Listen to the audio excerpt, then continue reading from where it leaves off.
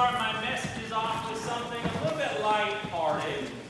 I heard about a colleague, a pastor, who decided to skip church one Sunday morning.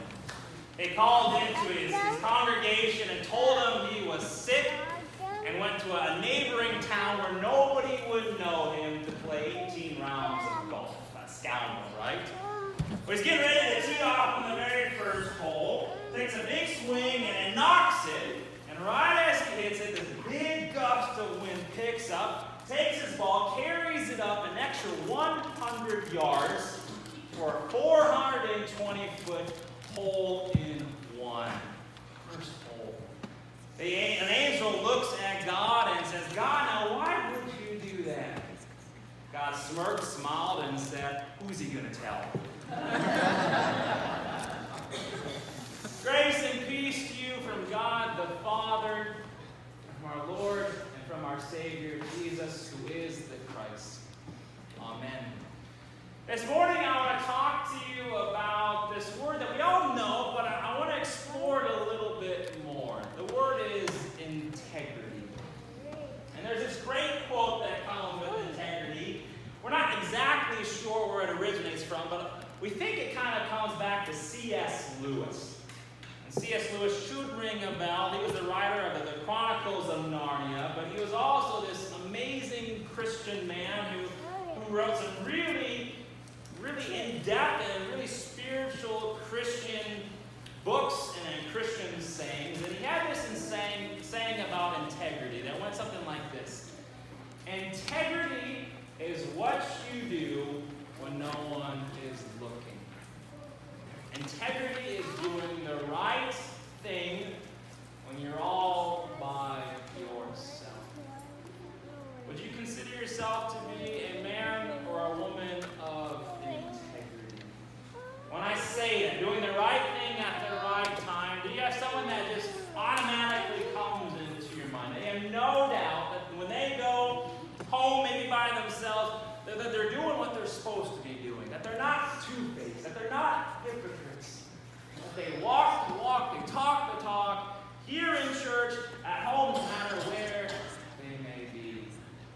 One of my favorite films, and I probably put it in my top 10, it's getting a little bit older, is the movie The Truman Show. You remember that, The Truman Show?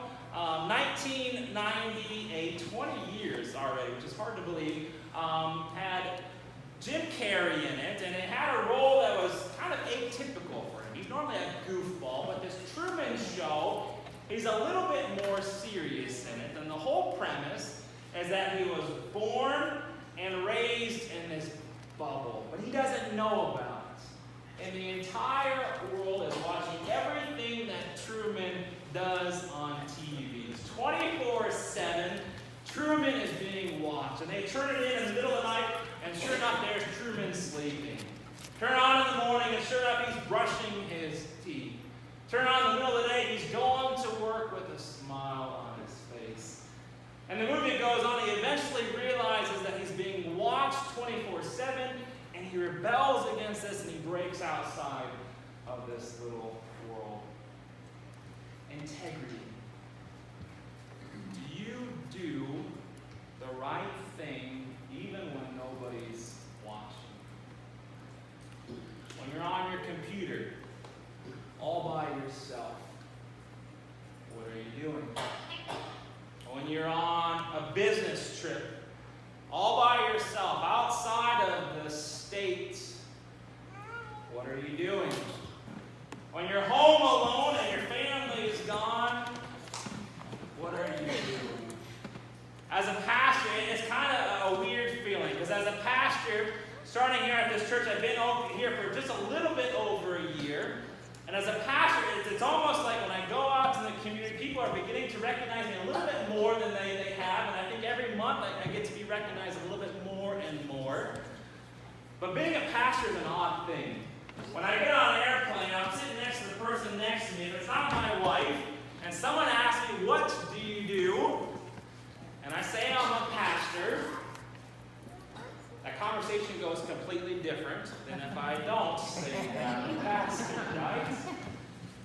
There's an expectation expectation upon me to act differently, to act more holy, to act more righteous because of my calling, because I'm a pastor. And I know some of my colleagues kind of rebel against this and really don't like this, kind of living in this bubble. But in a lot of ways, I love it because it keeps me grounded and it keeps reminding me to do the right thing, whether I want to or whether I don't. I ask you this morning, integrity. Do you do the right thing even when nobody is watching? The Christian church has kind of been rocked these last 2 or 3 weeks. I'm sure you've seen it. Scandal up in Pennsylvania. The Roman Catholic Church, it makes my heart sick.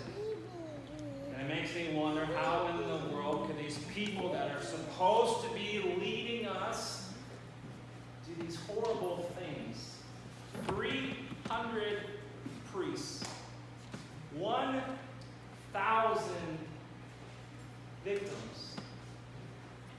It's staggering. Do you do the thing you're supposed to do even when nobody is watching? Jesus really only, hated is maybe the wrong word, but there is one group of people that really Jesus despised more than others.